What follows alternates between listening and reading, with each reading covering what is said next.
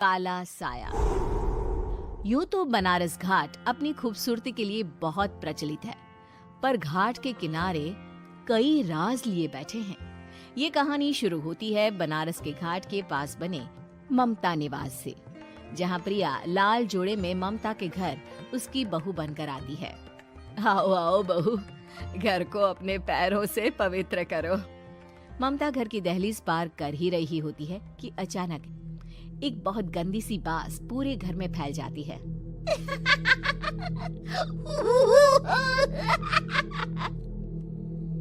ये बदबू और ये आवाजें, ये कौन हंस रहा है माँ? अब ये पड़ोसी ना हमारे थोड़े अलग से है। कहाँ हम शाकाहारी और ये मांस मच्छी खाने वाले। छोड़, तू ध्यान मत दे और गृह प्रवेश कर। और हाँ बहू, अपनी सास की एक बात हमेशा याद रखना, इन पड़ोसियों से तो कभी बात नहीं करेगी। अच्छे लोग नहीं है ये। अपनी सास की ये बात मानेगी ना बेटा? हाँ माँ, जो आपकी मर्जी, मैं उनसे बात नहीं करूंगी। अगले दिन प्रिया अपनी पहली रसोई बनाने रसोई घर में जाती है। ये छोकी बात तो नाक में जा रही है। एक काम करती हूँ, खिड़की खोल देती हूँ। प्रिया खिड़की खोलने जाती है। इतने जाले, लगता है इस खिड़की को कभी खोला ही नहीं गया। पर ऐसा क्यों? ओह, नॉन वेज की स्मेल आती होगी ना। 2 मिनट के लिए खोल लेती हूँ, फिर बंद कर दूंगी। प्रिया खिड़की खोलती है। खिड़की खोलते ही उसकी नजर सामने वाले घर की खिड़की पर पड़ती है, जहाँ एक लड़की खड़ी होती है, हाथों में मेहंदी, लाल रंग की साड़ी, बिल्कुल सजी धजी, मानो प्रिया की तरह ही वो भी नई नवेली बहू हो। वो प्रिया को देखकर मुस्कुराती है। हे भगवान, माँ ने तो इनसे बात करने को मना किया था। प्रिया फौरन ही खिड़की बंद कर देती है और तवे पर चढ़े रोटी की ओर देखने लगती है, पर वहाँ रोटी न होकर मछली पड़ी होती है। ये क्या? पहली ही रसोई में इतनी बड़ी गलती। हे भगवान, अब मैं क्या करूं? प्रिया बहुत डर जाती है और फौरन रसोई की सफाई करने और फिर सभी के लिए खाना बनाने लग जाती है। जब वो सबको खाना परोसती है, सब तो ठीक है, मैं बेकार में चिंता कर रही थी। हे भगवान, ऐसे ही बस अपनी कृपा बनाए रखना। रात के वक्त जब सब सो रहे होते हैं, तब प्रिया को पायल की आवाज सुनाई देती है, जिससे उसकी आंख खुल जाती है। ये पायल की आवाज कहाँ से आ रही है? प्रिया उठकर उस आवाज के पीछे छत की सीढ़ियों तक जाती है। तभी उसे बच्चे के रोने की आवाज आती है। प्रिया छत पर जाती है तो क्या देखती है? वही लाल साड़ी वाली लड़की अपनी गोद में एक नवजात बच्चे को घुमा घुमा कर सुला रही है। तभी प्रिया की नजर उसके पेट पर पड़ती है। ओह गॉड, ये तो प्रेग्नेंट भी है। सुनिए, बच्चा सो नहीं रहा है क्या? मैं कुछ मदद करूं? नहीं नहीं, आपके घर वालों को अच्छा नहीं लगेगा, मैं संभाल लूंगी। स्नेहा की गोद से बच्चा हाथ मारकर प्रिया की गोद में आने को छटपटाने लगता है। दोनों घर अगल बगल में बने होने के कारण प्रिया उस बच्चे को गोद में ले लेती है। प्रिया के पास आते ही वो सो जाता है। बच्चे का वो स्पर्श रात भर प्रिया भूल नहीं पाती और अगली सुबह वो छत पर कपड़े सुखा रही होती है। तभी उसे एक औरत इशारा करके बुलाती है। स्नेहा कह रही थी बाबू तुम्हारी गोद में आते ही सो गया। मैं गौरी, स्नेहा की माँ हूँ। बहू, घर आना, बाबू को खिला भी लेना। शाम को जब घर पर कोई नहीं रहता, बच्चे से मिलने के लिए प्रिया छिपकर अपनी पड़ोसन के घर चली जाती है और कुछ देर बच्चे को खिलाकर वापस लौट आती है। इसके कुछ दिन बाद ही प्रिया को पता चलता है कि वो माँ बनने वाली है। ममता की खुशी का ठिकाना नहीं रहता।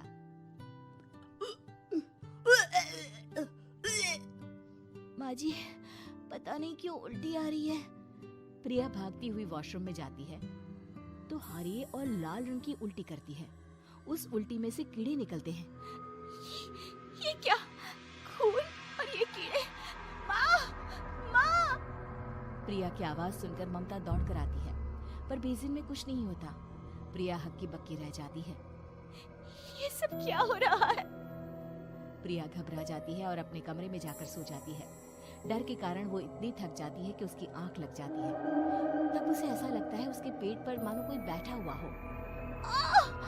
कौन हो? प्रिया के पेट पर एक 5 महीने की बच्ची बैठी हुई थी, जो बुरी तरह जली हुई थी। माँ, तुम ही मुझे लाई ना अपने पेट में। मैं तुम्हारी माँ नहीं हूँ। कौन हो तुम? माँ, देखो मैं जल गई बुरी तरह से। 6 महीने पेट में रहने को भी मुझे नहीं मिला। सहला दो ना माँ। बचाओ, बचाओ, माँ। ममता दौड़कर कमरे में आती है। प्रिया की बातें सुनकर वो सब समझ जाती है। तू कहीं बगल वाले घर में तो नहीं जाकर आई ना बहू? मुझे माफ कर दो, मैं गई थी माँ। उस घर में सब मरे हुए हैं बहू। कई साल पहले स्नेहा उस घर में बहू बनकर आई थी। कुछ ही दिन में वो एक बच्चे को जन्म देने वाली थी। पूरा घर बच्चे के आने की खुशी में खोया था कि एक दिन अचानक उस घर में आग लग गई। सब बुरी तरह जलकर मर गए। गौरी आज भी दादी बनने का इंतजार कर रही है और इसीलिए स्नेहा ने अपना अजन्मा बच्चा तुम्हारी कोख में डाल दिया। ममता ये कह रही होती है कि पीछे से उसके पैरों को एक बच्चा पकड़ लेता है। दादी, दादी। माँ, स्नेहा की गोद में यही बच्चा था। ये बच्चा कौन है फिर? तेरी मौत है। तेरी भी दादी। जिस चीज का ममता को डर था वही हो गया। ममता निवास के ऊपर मौत ने चादर बिछा दी थी। प्रिया का पेट ऐसे बढ़ जाता है मानो 9 महीने का हो। 2 हाथ उसके पेट से बाहर निकलते हैं। बहू, संतोष को फोन कर, किसी पंडित जी को बुला बहू। प्रिया का पति भागता हुआ घर आता है। ये तो होना ही था माँ। तेरा पाप तेरे सामने आ गया तो तू सह नहीं पा रही है। स्नेहा घर में आग लगी नहीं थी, माँ ने लगाई थी प्रॉपर्टी की लालच में। और वो बच्चा मेरी पहली पत्नी का बच्चा है, मेरा बेटा, जो कि उस आग की चपेट का शिकार हो गया था। मैंने तुमसे ये सब माँ के कहने पर छुपाया था। मुझे माफ कर दो प्रिया। तुम अगर चाहो तो यहाँ से जा सकती हो। मैं तुम्हें किसी भी बंधन में रखना नहीं चाहता। मेरी शादी हुई है आपसे, मैं आपको छोड़ नहीं सकती, पर उससे पहले हमें स्नेहा, उसकी माँ और बच्चे की आत्मा की शांति करवानी होगी। संतोष और ममता गौरी के घर जाते हैं। अंदर सब कुछ जला हुआ होता है। जमीन पर जली हुई लाशें बिखरी हुई थी। ममता रो रो कर अपनी करने की माफी गौरी से मांगती है।